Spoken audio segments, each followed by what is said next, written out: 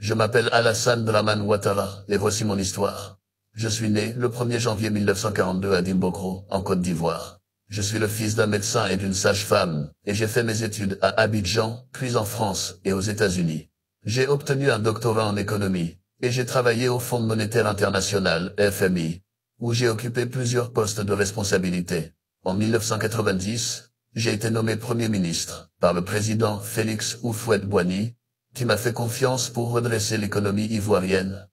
J'ai mené une politique de libéralisation et de stabilisation qui a permis de réduire l'inflation et la dette. En 1993, après la mort de Houphouët-Boigny, j'ai quitté le pays, suite à un conflit avec le président Henri Konan Bédié, qui m'a accusé de ne pas être ivoirien.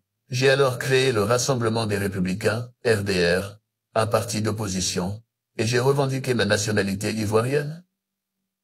J'ai été empêché de me présenter aux élections présidentielles de 1995 et 2000, à cause de la loi sur l'ivoirité, qui exigeait que les candidats soient nés de parents ivoiriens. En 2002, j'ai été victime d'une tentative d'assassinat, qui a déclenché une guerre civile entre le nord et le sud du pays. J'ai été contraint à l'exil en France. En 2010, j'ai affronté le président Laurent Gbagbo.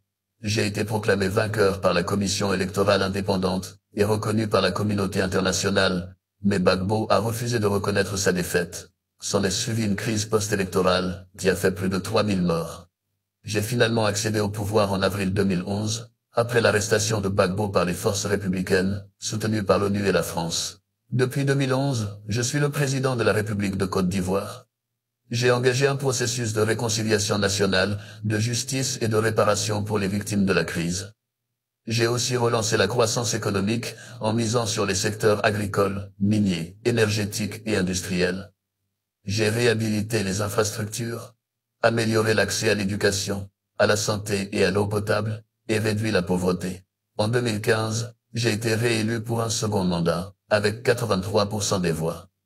J'ai poursuivi ma politique de développement et de modernisation du pays, en lançant de grands projets, comme le métro d'Abidjan, le pont Alassane Ouattara, ou le parc des expositions. En 2020, j'ai décidé de me présenter pour un troisième mandat, après le décès de mon dauphin, Amadou Gon Coulibaly. J'ai invoqué la nouvelle constitution de 2016, qui a remis à zéro le compteur des mandats. J'ai été réélu avec 94% des voix. Mais l'opposition a boycotté le scrutin et contesté sa légalité. J'ai alors proposé un dialogue national, pour apaiser les tensions et préserver la paix.